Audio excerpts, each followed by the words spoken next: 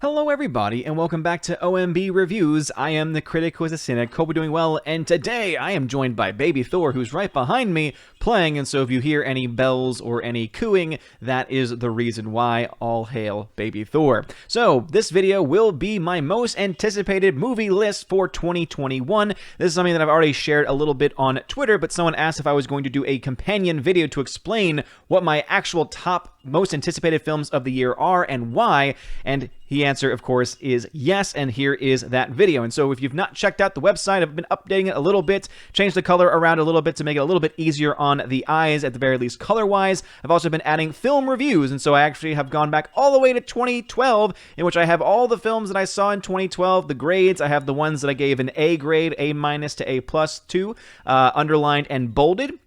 And also have grades for pretty much everything else I saw, and movies that I did not get to see that year, but maybe still want to see down the road. And so if that's something that you're interested in, go check me out at ombreviews.home.blog. You can find a link for that in the description of this video below. All right, so let's go ahead and dive into my most anticipated films of 2021, starting off with several honorable mentions. And the first one is The Wrath of Man. The Wrath of Man is an upcoming action thriller from Guy Ritchie.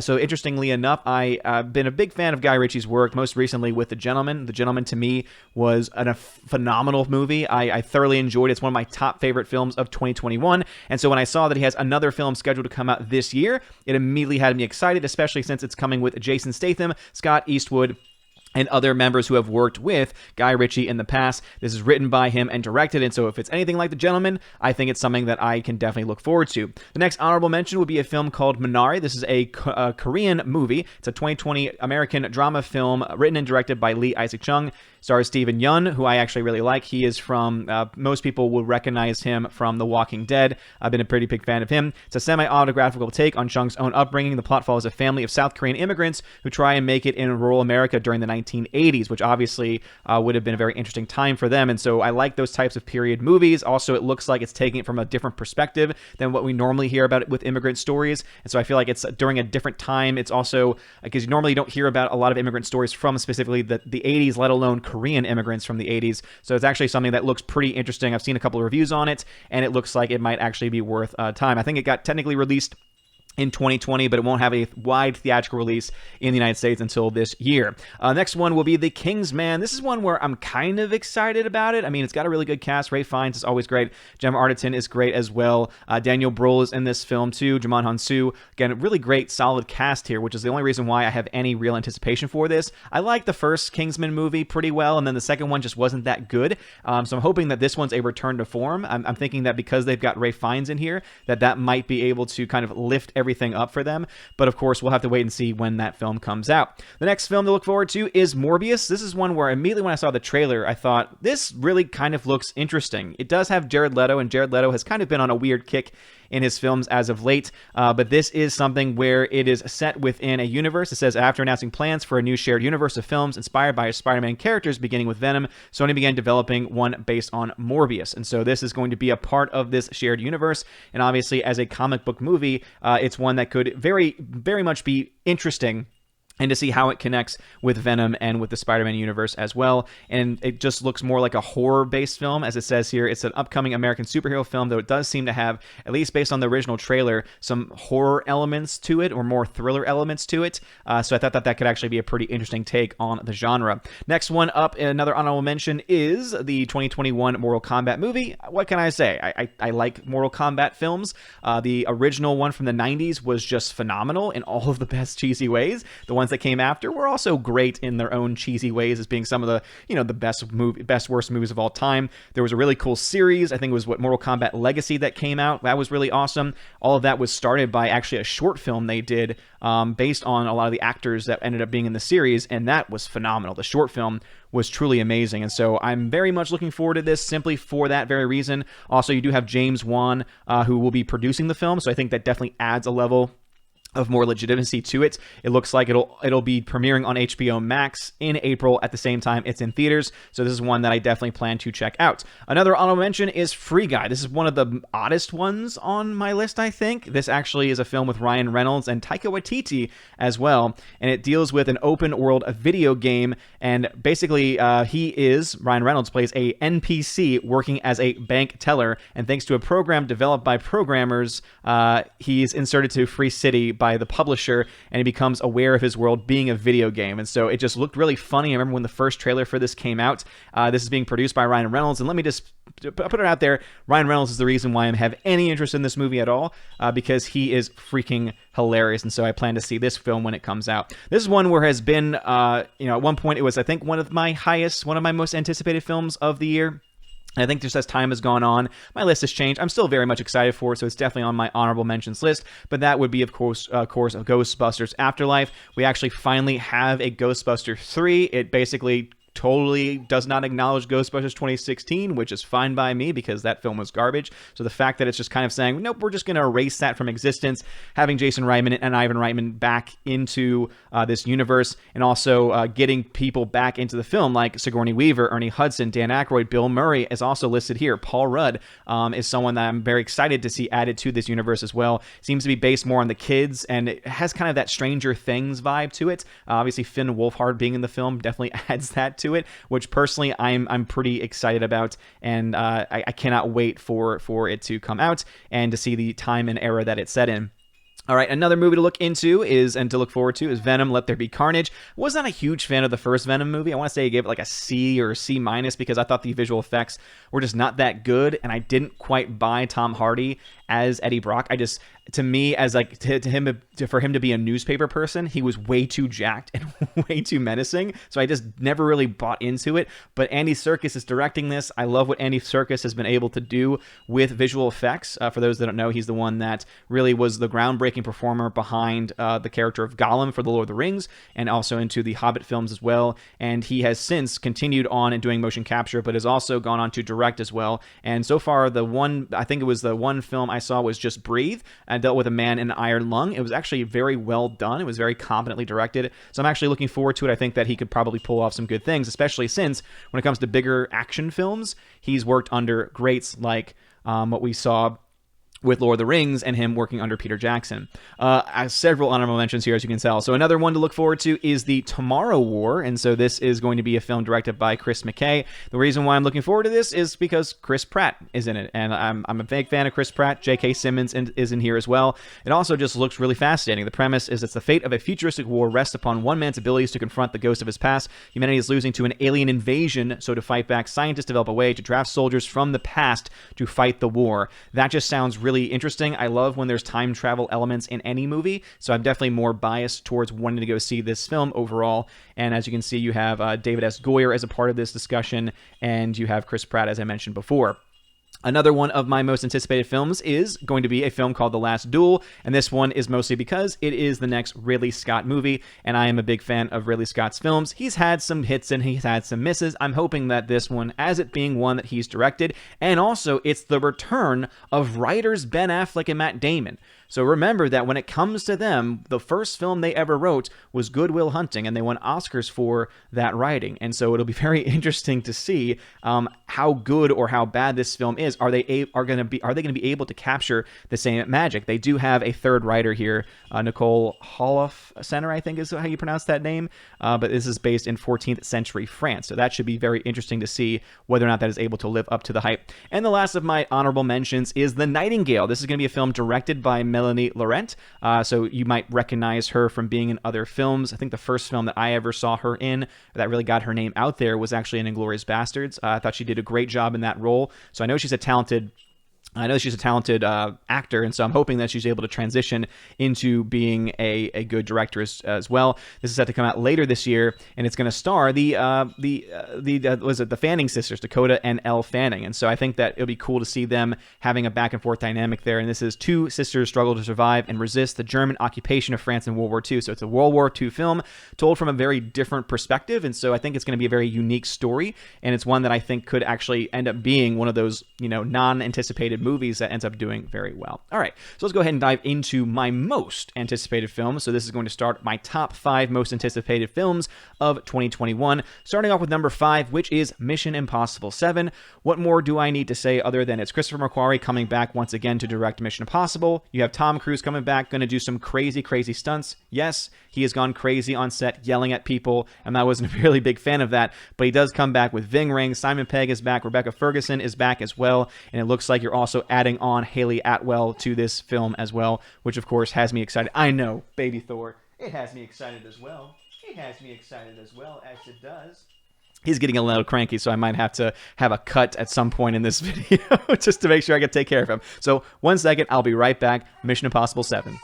All right, and we are back, and I've got Baby Thor in my arms because we have some stuff going on at the house, and yeah, he hasn't made an appearance in a video yet, and so he'll probably just be having his head on my shoulder for most of the rest of this video. But anyway, Mission Impossible 7 is my number 5. Coming in at number 4 is Death on the Nile. I was very sad when this film got pushed back last year. This is another film by Kenneth Branagh. I was actually a big fan of his first take on Murder on the Orient Express that he did back in 2017. He plays the character of Hercule Poirot, and I thought that he actually did pretty well. I know there's been some criticism, especially from one of my Valks, Tina, who doesn't like the fact that Poirot is an action hero now with the take that Kenneth Branagh has, but the mustache and all the stuff going on with his facial hair to me definitely makes it worth it. And as I said before, I was not expecting anything from Murder on the Orient Express, and I ended up really liking it. I think I gave it like a solid B. So it wasn't like the most amazing film ever, but it was definitely one that I thought was a pretty good. It was a pretty good film, and it was one that I thought was very enjoyable and one of the best films, one of the more solid films to come out in 2017.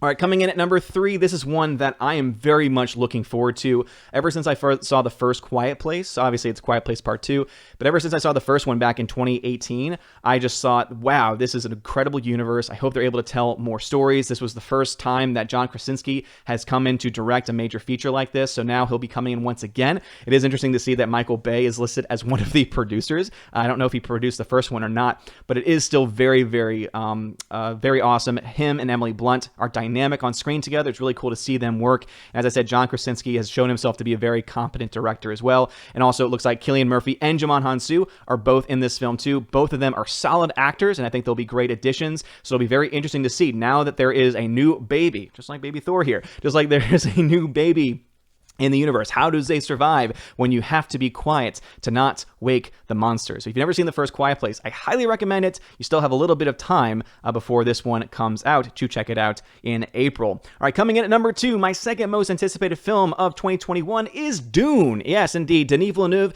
my favorite current working director in Hollywood, is making Dune. They plan to make this into a franchise. This will be released simultaneously also onto HBO Max. This will be coming out in October, it looks like. This was a film also I was very sad to see get pushed back. It was supposed to come out in December of last year, and unfortunately because of COVID got pushed back. But everything about the film just makes me very excited. I've seen the original film, and I was not, to be honest, a very big fan of it. It was a little bit too weird for me. So I'm hoping that Denis Villeneuve, being a very competent director, especially with big projects, which I think he proved himself with Blade Runner 2049, I'm hoping that he's going to be able to do this as well and to do a very good job with it. Also, it looks like Villeneuve is going to be a part of the writing process for this too, which I'm also very excited for. You have Timothée Chalamet, Rebecca Ferguson, Oscar Isaac, Josh Brolin, Stellan Skarsgård, Dave Bautista, Zendaya's in the movie. Let's see, who else? Any other names that I can recognize? Jason Momoa and Javier Bardem. So you've got a ton of names in this film. It is expected to be a franchise, but as I said in previous videos with the box office, this might be a movie that they only do one of because they've already put a crap ton of money into it. Let me see if they've got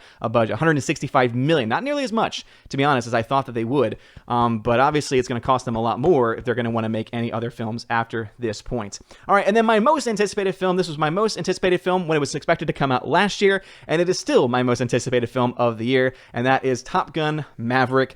This movie, again, I saw the trailer for this, and that's what made me want to see this film like no one else. This is directed by Joseph Kosinski. Joseph Kosinski, I'm actually very happy is directing this film because he actually did another film with Tom Cruise in which it was called Oblivion. And Oblivion is actually one of my favorite sci-fi movies to be told and to be made in the last 20 years or so. I know that's kind of throwing a lot of other movies in there, and you're like, wait a minute, how can you like it more than this?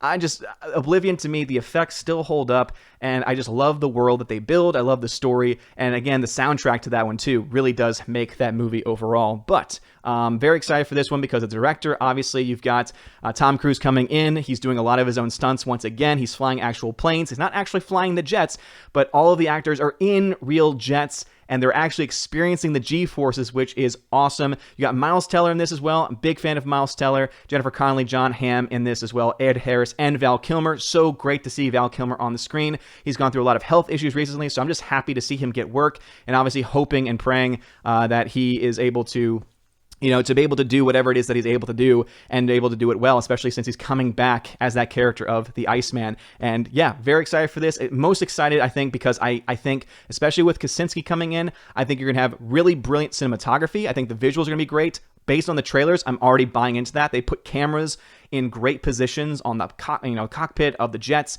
and everything like that. I think it's going to look fantastic. This would be a movie that I would love to go see in IMAX, to be honest, because I imagine that the sound and visuals will just blow everyone away. And let me try and see if there is anyone. Claudio Miranda is the one who's doing the cinematography for this. He did the one for Life of Pi. Despite anyone's thoughts on the story of Life of Pi, the visuals for that film are fantastic. He also did The Curious Case of Benjamin Button as well. He did Only the Brave, which he also did with Kaczynski. That's another great Joseph Kaczynski film, so another reason for me to be very excited for it. And then he also did Tomorrowland, which Tomorrowland was total crap, but one of the best parts of it was the visuals. He also did Tron Legacy as well. And so, yeah, very much excited to see what this film has to play, and that is my most anticipated film of 2021. So let me know in the comment section below, what are your most anticipated films of the year? Obviously, there's going to be some films that I did not talk about today. That just means that they're not really on my radar, and I'm not really that excited. I know that, many people are excited for King Kong vs. Godzilla.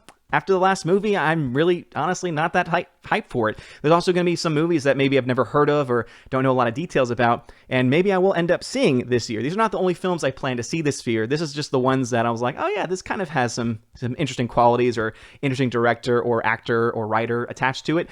And so that is what it is. But anyway, let me know your thoughts in the comment section below. If you like this video, please be sure to smash the like button, smash the rumble button if you're watching over there. Baby Thor would be very much happy if you were to do that. I hope you all have a wonderful day, everybody, and as always, God bless. And now for a huge shout out to all of my January 2021 Patreon and Subscribestar members: Albertus Magnus, Ali C83, Andrew Hoyle, Animation Commentator Brian P, Dion, Divex, Enrique Evangelista, Father Christopher Miller, hail to you, Father, Father Damian Cook, Garrett Searles, The Hunky Chunky Funky Monkey, Inflamed Wood, It's a Trap Productions, Jason Clark, Jacob Juice, Jay, Jeffrey Toone, Jonathan Carney, Laura Story, Mike Jackson, Mad Mitch Dunaway, Mr. Peabody and his beautiful twin with the beautiful hair, Orange Hat Reviews, On to June, Out of Step with Reality, Riff Magos, Rosetta Allen, Steve Glasker, Teresa Martin, Theodore Bendon, Tina Bojan, and Tina B. Thank you very much for being my Patreon members. And also a huge shout out to my Subscribestar peeps: Stan 4, John B, Perpetual Punster, Mr. Roy, Glinzer, Darkstar 57, J. Alex McCarthy Jr., US 888209 Fast, Dean Heiss, J-Rod the Beer Guru, Nevadan G. Adams, and ZK Man. You guys are all freaking amazing. Thank you so very much for being supporters. If you want your name shouted out, please consider joining on Patreon, where for $1 a month, you can get your name shouted out at the end of every single video and live stream. For $5 a month, you get access to that, and also you get access to exclusive giveaways, where I give away 4Ks, Blu-rays, digital codes, etc. $10 a month will get you all that, plus also access to a special podcast that I do with John the Flick Pick Flickinger. Lots of fun. We do Q&As from that as well, so you get access to asking those Q&As, asking us any wide variety of questions. And for $25 a month, you get all of that stuff, plus you get to be featured once a month on the Chosen of Valhalla live stream. And also for that first month, you get a free t-shirt shipped anywhere throughout the world. So if you want to consider any of those things, please check out the links in the description below, where you can find my Subscribestar and Patreon, and also other ways to support the channel. You're all amazing and beautiful people. Have a wonderful day, and as always, God bless.